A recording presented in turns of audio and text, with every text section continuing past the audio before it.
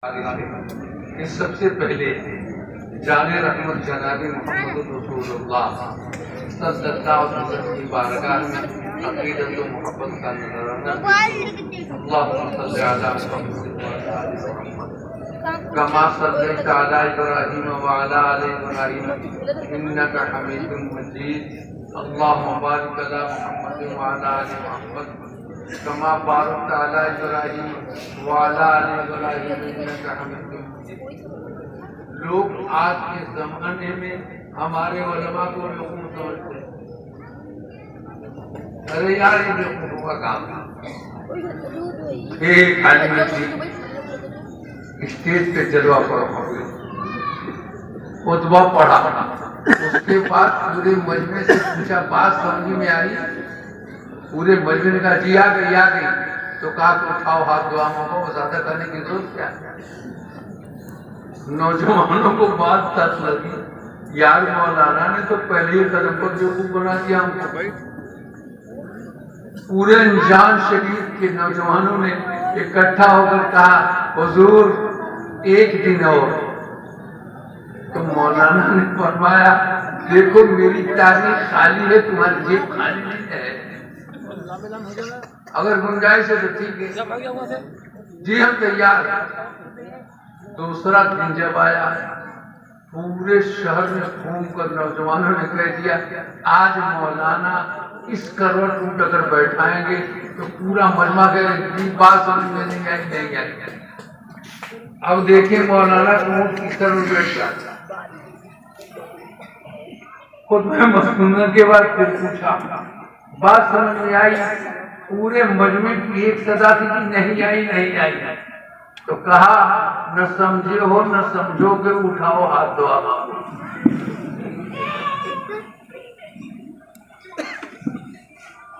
मौलाना ने तो आज और गजब कर दिया।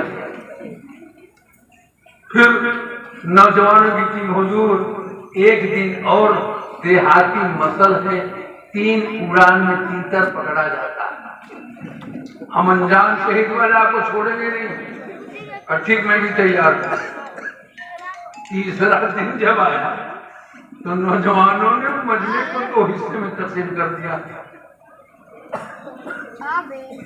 बीच में रास्ता खाली कर दिया। मौलाना जब खुतबे के बाद पूछेंगे, बात समझ में आई? तो दाहिने का मजमे कहेगा कि बात समझ में आ गई, बाएं वाले सब कहेंगे कि नहीं आई। तो मौलाना ने कहा, सुनो, ये जितने नासमझ हैं, नासमझों को तुम लोग समझा दो, उठाओ हाथ, दुआ। मैं इतना ही नहीं कह सकता। मैं आज खुदा की कसम उस धरती पे आया हूं, मेरे कलेजे से पूछो, 2 चिश्ती रहमतुल्लाह अलैह की, दूसरे मेरे बिरादर मोहतरम आरिफ फैयाज साहब रहमतुल्लाह अलैह, दोनों जिगरी दोस्त थे। और ये भी सुन लो, मेरे खानदान दर खानदान में न कोई हाफिज था न कोई आलिम था। मेरे इलाके में आलिम नाम की कोई चीज नहीं थी, लेकिन अल्लाह रब्बुल इज्जत ने उस जामे मुस्तफा पे डाल दिया। ऐसा रब्बुल इज्जत ने नवाजा। आरिफ फैयाज साहब जिगरी दोस्त थे, चिश्ती रहमतुल्लाह अलैह। बात आई जहन में, स्ट्राइक दारुल देवबंद में हुई थी। मौलाना ताहिर साहब रहमतुल्लाह अलैह, मौलाना एजाज साहब रहमतुल्लाह अलैह दोनों बानी थे। मैं भी उसी में चल पड़ा। मुस्तगरीन में मेरा भी नाम आ गया। मैं जब देवबंद से गुड़िया बिस्तर लेकर के घर गया, आरिफ साहब ने ऐलान कर दिया, मदरसे में कोई से मिलेगा नहीं, मिलना पाप है। मेरी जिंदगी जीरन हो गई। कहाँ जाऊंगा? घर जाऊं तो खाना देने के लिए कोई तैयार नहीं, दरवाजे पर जाऊं तो भाभी झाड़ू लेकर भागा सकती, परेशान। अल्लाह का करम है, चिश्ती रहमतुल्लाह अलैह की आमद हुई। बखुदा पैर पर गिर कर मैं लगा रोने। क्यों रोते हो बाबू? का भाईजान ने बोलना छोड़ दिया, घर वालों से बोलना, गुफ्तगू करने को भी मना कर दिया। क्यों? स्ट्राइक में शरीफ था, भाग जाओ मदरसे से, निकल जाओ। और मौलाना का फरमान सुनो, कौन कहता है स्ट्राइक ना जायज था? स्ट्राइक में जितनी बातें थी गलत थी, कौन कह रहा है? अभी आज सुबह सवेरे फजर की नमाज के बाद शेखुल इस्लाम को मैंने ख्वाब में देखा है। चलो भैया बोला, काजी बाबू से तुम नाराज हो? इसलिए खुदा की कसम, आज सुबह फजर की नमाज के बाद मैंने शेख को ख्वाब में देखा। आपने फरमाया सारे मुतालबात बच्चों के सही थे, एक मुतालबा गलत था। वो गलत मुतालबा क्या था? मौलाना मेराज साहब के हटाने का मुतालबा गलत था। बखुदा जिस वक्त 22 लोगों ने ऐलान किया, मैंने कहा था मौलाना ताहिर साहब, मौलाना एजाज साहब, लिल्लाह तुम्हारा मजमा मुंतशिर हो जाएगा। जितने मुजफ्फरनगरी मेरठी लड़के हैं सब मेराज गेट से भाग जाएंगे। अब ही हुआ का मुतालबा गलत नहीं था, सही था। ये मुतालबा लड़कों का दौरा नाजायज था। भाईजान ने कहा अच्छा मैं माफी मांगता हूँ। मैंने कहा हुजूर आप मुझसे माफी न मांगे, मैं माफी का खासदार। ऐसे लोग 1 मिनट में खाते थे। हेड्रोसील का ऑपरेशन हुआ था, बिरादर मोहतरम का देवान ने बुखारी शरीफ के खत्म के बाद हजरत फरमाया करते थे मेरे फैयाज के लिए, मेरे चिश्ती के लिए तुम लोग दुआ खैर करो। लेकिन हाय चिश्ती तेरा सोता तो लोगों ने बंद कर दिया।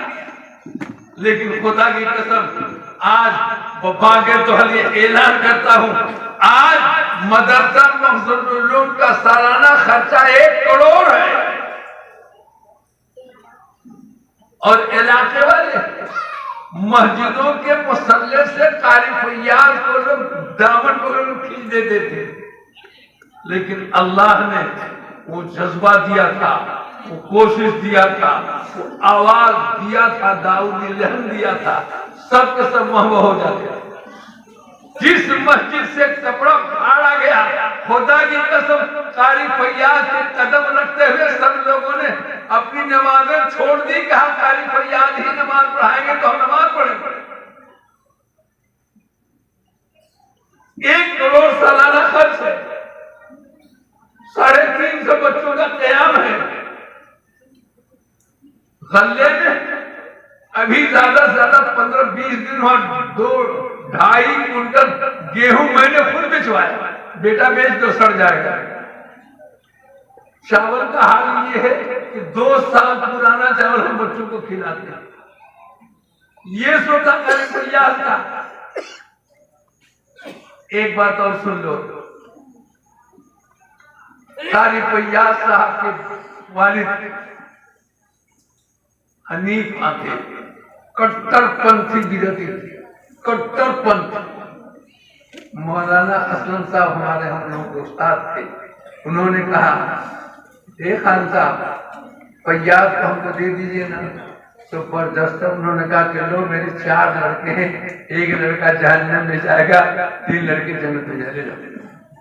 दे दिया। अब सुनो, शाहजहांपुर में अफीम की कोठी में वो तैनात थे, कहीं इंतकाल हुआ, कफन दफन नहीं हुआ। छुट्टी में घर गए थे। बड़े भाई ने साल खान ने कहा ए भैया जवाब ऐसे ही बर्दाश्त काबराजी निसार को क्या करो ऑफिस से क्या नाम दिया तुमने? फिर से नाम का सुनो बेटा, तुम सब लोग जहन्नम में जाने के मुस्तहक थे। अल्लाह ने एक की कोशिशों की वजह से तेरी नैया पार लगा दी। आज की तारीख से अगर बाबू के अलावा कोई लफ्ज इस्तेमाल करोगे तो मैं तुम्हें जिंदा तबाह कर दूंगा। पूरी हयात जिंदा रहे। पायलट का एक्सीडेंट हुआ, उसी में इंतकाल हुआ। कारी फैयाज ने जनाजे की नमाज पढ़ाई, लेकिन जुबान से कभी भी नाम का खरत इसके बाबू कहते थे, बाबू कहते थे। कोई इलाके में अपना नहीं था। अरे भाई इसको क्या बुखार लग गया, कोई तेल नहीं का जनरेटर में,